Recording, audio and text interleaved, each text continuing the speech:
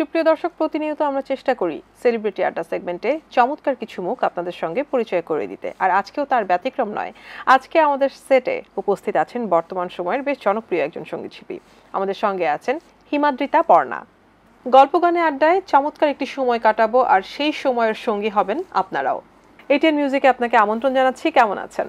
ভালো আছি, আপনি কেমন আছেন? ভালো আছি। আপনাকে বারবার পেতে আমার ভালো লাগে। এর আগেও আপনি এসেছিলেন আমাদের এটিএন মিউজিকে, আজকেও আপনাকে পেয়েছি।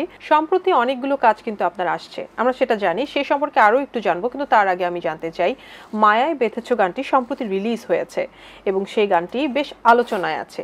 আপনার কাছ থেকে জানতে চাইবো এই বিষয়টিতে। হ্যাঁ, মায়ায় বেঁধেছ গানটি আমার খুব পছন্দের একটি গান। আমি বলবো আমি খুব লাকি যে গানটিতে সর্বপ্রথমেই আসলে মানুষ চায় না যে একটু পপুলার কেউ থাকবে কিংবা একটু আলোচনা হবে বা আলোচিত হবে, ঠিক সেরকমই হয়েছে আমার জন্য গানটি। যেমন এই গানটি অনন্য মামুন পরিচালনা করেছেন, সেই অর্থে ইমন ভাইয়া কাজ করছেন, চিত্রনায়ক ইমন। তো এটার মধ্যে টুকটাক আমিও ছিলাম এবং এমন একটি জায়গায় শুটিং হয়েছে যেখানে কোনো নেটওয়ার্ক কানেকশন ছিল না, আচ্ছা, সুনামগঞ্জে। তো অনেক স্মৃতি জড়িত আছে এবং প্রথম বলতে ভালোবাসাটা তো সবসময় বেশি থাকে। তো সেই অর্থে আসলে খুব পছন্দের একটি গান এবং অনেক শ্রম দিয়েছি এটা বলবো, এবং গানটি খুব পছন্দও করেছেন সবাই। এই গানের বিষয়ে অনেক কথা শুনবো, কিন্তু তার আগে যেহেতু এই গানটি নিয়ে কথা হচ্ছে, দর্শক শ্রোতাদেরকে এই গানের একটু অংশ বিশেষ দেখিয়ে নিয়ে আসি, কি বলেন? অবশ্যই। আপনি বলছিলেন যে অনন্য মামুন এই গানটি পরিচালনা করেছেন। অনন্য মামুনের আরও একটি সিনেমাতে কিন্তু আপনি গান গেয়েছেন, সেটি সম্প্রতি সময় রিলিজ পেয়েছে বিভিন্ন দেশে, সেই বিষয়টা জানতে চাই। হ্যাঁ, অনেক দেশেই এই মুভিটি দেখানো হয়েছে। কারণ হচ্ছে এই মুভিটির একটা অর্থ আছে, সেটি হচ্ছে ৭ই মার্চের ভাষণ, সেটি নিয়ে নির্মিত হয়েছে। এই পৃথিবীতে আমার মনে হয় এই প্রথমবার এই মুভিটি এইরকমভাবে আনা হয়েছে যে ৭ই মার্চের শুধুমাত্র ভাষণটি নিয়ে। তো এই মুভিটির মধ্যে চিত্রনায়ক রিয়াজ, মম আপু ছিলেন। তো আমিও এটার মধ্যে একটু সুযোগ পেয়ে আমি অনেক গর্ববোধ করি। এই জন্য আমি আসলে ছোটোবেলা থেকে যখন মুক্তিযুদ্ধ নিয়ে শুনতাম, যখন বইয়ে পড়তাম এবং বাবা মায়ের কাছে গল্প শুনতাম, তখন মনে হতো যদি আমি সেই সময় থাকতাম তাহলে আমিও যদি কিছু একটু করতে পারতাম, একটু অংশ হতে পারতাম, হ্যাঁ, দেশের জন্য। তো এখন যেহেতু বড় হয়েছি, শিল্পী হয়েছি, বা দেশের জন্য কিছু করা মানে আমাদের শিল্পীদের জন্য মনে হয় যে গলা দিয়ে কিছু করতে হবে, এছাড়া আমাদের কোনো পথ নেই। আমরা গলা দিয়েই আমাদের সেই ভয়েসটা দিয়ে মানুষের কাছে যেতে চাই, কণ্ঠ দিয়ে, সুর দিয়ে। হ্যাঁ, মানে এই গানগুলোর মাধ্যমেই আসলে আমরা আমাদের অনুভূতিকে বোঝাই। আমাদের কোনো প্রতিবাদের ভাষা নেই, আমাদের ভাষাটাই এটা, আমরা গান দিয়ে বোঝাতে চেষ্টা করি। তো ঠিক তেমনই বড় হওয়ার পর আসলে যখন টুকটাক গান করা শুরু করলাম, তখন মনে হতে শুরু করলো যে যদি কখনো আমি সুযোগ পাই, এবং একটু বলে নিই যে প্লেব্যাক করাটা কিন্তু আমাদের একটা স্বপ্ন, প্রত্যেকটি শিল্পীর এক একটি স্বপ্ন জড়িত থাকে এই প্লেব্যাক নিয়ে। তো আমি এটাও বলবো যে আমার অনেক ভাগ্য, বা আমি খুব লাকি যে আমি প্রথমেই দেশের জন্য কিছু করার সুযোগ পেয়েছি। গানটি আপনার দেশাত্মবোধক ছিল, এবং এটা আমার খুব ইচ্ছে ছিল অনেক ছোটবেলা থেকে। তো জানি না কিভাবে আমি পূরণ করে ফেললাম, আমার ইচ্ছেটা হয়ে গেল। তো এটি একটি ব্যাপার। অন্যদিকে হচ্ছে এই মুভিটি মানে অনেক জায়গায় এই মুভিটি দেখানো হয়েছে, আমেরিকাতে পর্যন্ত দেখানো হয়েছে, এবং সেখান থেকে আমার খুব প্রশংসা আমি শুনেছি, যেটা আমাদেরকে কাজের প্রতি অনেক স্পৃহা বাড়ায়। এবং এই গানটির জন্য আমি দুবাই থেকে অ্যাওয়ার্ডও পেয়েছি। বেশ কয়েক বছর ধরে আপনি ইন্ডাস্ট্রিতে কাজ করছেন, বিটিভি থেকে আপনার অসংখ্য কাজ এসছে, এবং এটি প্রথম মায়ায় বেঁধেছ গানটি দিয়ে আপনার মৌলিক গানের যাত্রা শুরু, এবং সেই সাথে আপনি সিনেমাতে কাজ করলেন। এই যে সিনেমাতে আপনার যাত্রা শুরু, সিনেমাতে যখন প্রথম প্লেব্যাক করছিলেন, আপনিই বলেছেন যে আসলে এই অনুভূতিটা ভাষায় প্রকাশ করা যায় না। আমরাও জানি এই অনুভূতিটাকে ভাষায় প্রকাশ করা যায় না। আপনি ফিডব্যাক কেমন পেয়েছেন? ফিডব্যাক বলতে কি, আমি একটা কথা সবসময় স্মরণে রাখি, কেউ আমাকে পছন্দ করবে, কেউ করবে না, এটাই তো নিয়ম পৃথিবীর। তো সেই জায়গা থেকে আমি ভাবি কি যে এই যে আমরা যে গান করি, আমাদের গানের মা বাবা কিন্তু আমি বলবো যে শ্রদ্ধেয় শিল্পী সৈয়দ আব্দুল হাদি, তারপর হচ্ছে আপনার ফেরদৌসা আপা এবং ফেরদৌসি রহমান ম্যাম, তো ওনারা হচ্ছেন আপনার এই গানের মা বাবা বা গুরু। ওনাদের কাছে যদি কিছু প্রশংসা পাই না, তখন মনে হয় যেন দুনিয়া এক পাশে আর আমার জায়গাটা বোধহয় আরেক পাশে। তো এইটাই হয়েছে। দর্শকরা অবশ্যই পছন্দ করেছে, কিন্তু আমি খুব প্রশংসা কুড়িয়েছি এই মানুষগুলোর কাছ থেকে। দারুণ কিছু কথা আপনি বললেন। তো গল্প করতে করতে এই সময়টাতে একটু গান শুনতে ইচ্ছে করছে, কোন গানটি থাকছে আমাদের জন্য? যেহেতু খুব পছন্দের একটি শো এবং খুব পছন্দের মানুষও সামনে বসে আছেন, আমি একটু চাঁদের গান করি। শুনবো প্লিজ।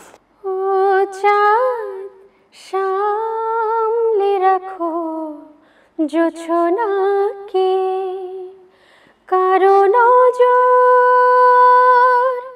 পড়তে পারে, কারো নজর পড়তে পারে, মেঘেদের উড়ো চিঠি উড়েও তো আসতে পারে। ও চাঁদ সামলে রাখো জোছনাকে, সামলে রাখো জোছনাকে। বাহ, মিষ্টি কণ্ঠে দারুণ একটি গান শুনলাম। সম্প্রতি সময় কিন্তু অনেকগুলো কাজ আসবে এমন গুঞ্জন শুনেছি, আবার শুনেছি পার্শ্ববর্তী দেশের সাথে বেশ অনেকগুলো কাজ করা হয়েছে, সেই সম্পর্কে জানতে চাইবো। হ্যাঁ, এটিও আমার একটি স্বপ্ন পূরণের মতোই। কারণ হচ্ছে ওই যে আবার যদি পেছনের কথায় আসি, যে আমরা মনে করি যে গানের মা বাবা তো এনারাই, যারা আমরা ছোট থেকে দেখে দেখে বড় হয়েছি, শুনে শুনে বড় হয়েছি, বা চোখ বন্ধ করলে কণ্ঠ শুনলেই বুঝতে পারি ওনারা কারা। রাইট, সেরকমই আসলে। এই যে আমার নানিকেও যদি আমি জিজ্ঞাসা করি, মানে সব কিছু অফ করে দিয়ে, ক্যামেরা ট্যামেরা সব অফ বা টেলিভিশন সব অফ করে দিয়ে সাউন্ডটা যদি শোনানো হয়, বলে দেবে যে এটা ওনার গান। তো এই মানুষগুলোর আমি খুব বেশি ভক্ত, এবং আমি নই, পৃথিবীর সবাই আমি মনে করি, সারা বাংলাদেশ ভক্ত। তো ওনাদের সঙ্গে আমার কাজ করা হয়েছে শ্রদ্ধেয় শিল্পী কুমার শানু, উদিত নারায়ণ, শানদা এবং জাভেদ আলী, নচিকেতাদা। তো আমি বলবো আমি খুবই লাকি যে আমাকে এত বড় সুযোগ করে দিয়েছেন সৃষ্টিকর্তা। তো এগুলোর সব কিছু মাস্টার মিক্সিং সব কিছুই মুম্বাইয়ে করা হয়েছে, এবং অলরেডি সব কিছু কমপ্লিট, অডিও, এখন ভিডিও করার পালা। বাহ, তাহলে টেকনিক্যাল কাজগুলো হয়ে গেলে আমরা পেয়ে যাচ্ছি। আসলে এটা সত্যি খুব ভাগ্যের বিষয় যে আপনি এমন কিছু মানুষের সাথে কাজ করেছেন যাদেরকে সারা পৃথিবী চেনে, সারা পৃথিবী তাদের ভক্ত, এবং এখনো পর্যন্ত তাদের গ্রহণযোগ্যতার এতটুকু কমতি হয়নি। তো তাদের সাথে কোনো মজার ঘটনা আছে কিনা আমাদের সাথে একটু শেয়ার করবেন? মজার বলতে, আমি তো জানতাম না যে শ্রদ্ধেয় শিল্পী কুমার শানুদা উনি বাংলাদেশের, আমি কিন্তু জেনেছি ওনার কাছ থেকেই। তো আমি যখন গিয়েছি, আমি একটা জামদানি পরে গিয়েছি, তো ওইটা দেখে উনি চিনে ফেলেছেন যে এটা তো বাংলাদেশের জামদানি। হ্যাঁ, ঢাকাই জামদানি। হ্যাঁ, উনি চিনে ফেলেছেন। আমি তো মানে এইটাই আমার কাছে খুব ভালো লাগে যে আমার বাংলাদেশকে এই জিনিসটা দিয়ে চেনানো যায় সবাইকে। তো এটা খুব প্রাউড করার বিষয়। তো যখন আমি গিয়েছি এরকম বললো, তো তখন আমি বললাম আপনি বাংলাদেশ গেছেন? তখন বলছিল যে বাংলাদেশই তো আমার বাড়ি, বিক্রমপুরেই তো আমার বাড়ি, আচ্ছা, ওখানেই আমার সব কিছু। তো এই যে এটা আমার কাছে খুব মজা লেগেছে যে আমার দেশেরই মানুষ, এবং ওনারা বলতে একটুকু ভুলেন না। বাহ, দারুণ দারুণ। সত্যি জন্ম বা যেখানে নারপোতা আছে সেই জায়গাটাকে ভুলে যাওয়া মনুষ্যত্বের বাইরে। তো যেহেতু অনেকগুলো গানের কাজ হচ্ছে, টেকনিক্যাল কাজগুলো বাকি, মিউজিক ভিডিওর কাজ বাকি। মিউজিক ভিডিও কিন্তু অনেক বড় একটা বিষয় বর্তমানে আমাদের মিউজিক ইন্ডাস্ট্রিতে। এটা নিয়ে আপনি কতটুকু সচেতন বা কাজ করছেন? ওই যে পেছনের কথায় যদি আবার আসি, যে একটা কাজ করব সেটা কারো পছন্দ হবে, কারো পছন্দ হবে না, আমিও তার বাইরে নই এবং ব্যতিক্রম নই। তবুও আশা রাখি, আশাবাদী যে গানগুলো যদি বের হয়, যখন বেরোবে, ঠিক সেগুলো যেন দর্শকের পছন্দ হয়। এবং এখন হয়েছে কি, মানুষ শোনে যেরকম, দেখতেও চায় কিন্তু সেরকম। মানুষের মানে এক্সপেকটেশন বেড়ে গেছে, এখন বেড়ে গেছে সবকিছু। সময়ের সাথে সাথে সবারই চয়েস বদলায়, রুচি বদলায়, এবং বয়সের সাথে সাথেও পাল্টায়। তো সেই জায়গা থেকে দর্শকদেরও দোষ দেওয়ার কথা নয়, ওনাদেরও পছন্দ পাল্টেছে। তো এখন আগে মানুষ কানে শুনতো শুধুমাত্র রেডিওর জন্য, এখন টেলিভিশনের জন্য মানুষ দেখে। তো সেই জায়গা থেকে ইচ্ছে আছে, চেষ্টা করব নিজেই থাকার যতটুকু সম্ভব, এবং দর্শকদের কাছাকাছি পৌঁছবার। গানগুলো অবশ্যই নিয়ে। অবশ্যই প্রত্যেকটা শিল্পী চায় দর্শকদের কাছে যেতে, সামনের কাজগুলো যেন অনেক ভালো হয়। অনেক অনেক শুভকামনা রইল। গল্প গানে আমাদের কিন্তু সময় শেষের দিকে, আমাদেরকে যে বিদায় নিতে হবে, যেতে হবে। যাবার আগে এটিএন বাংলা, এটিএন বাংলার দর্শক আপনাকে যারা অনেক অনেক পছন্দ করেন তাদেরকে কি বলে যাবেন?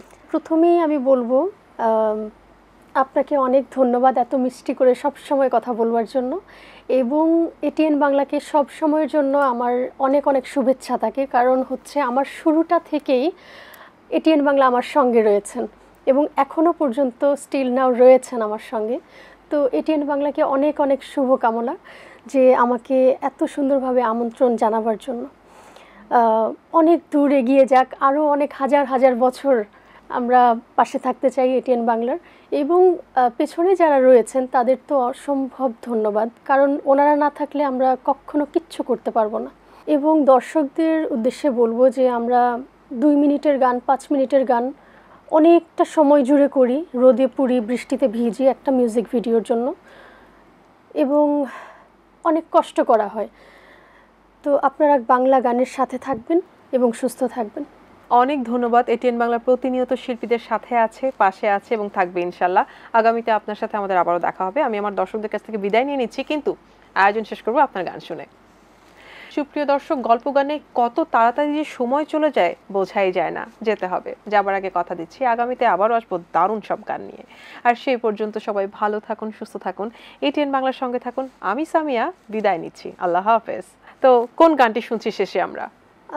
এই গানটি, যে গানটি গাই, ওই গানটি সব জায়গায় আমাকে গাইতে বলা হয়। দেশে যাই, বিদেশে যাই, যেখানেই যাই গান করতে তখন রিকোয়েস্ট করা হয়।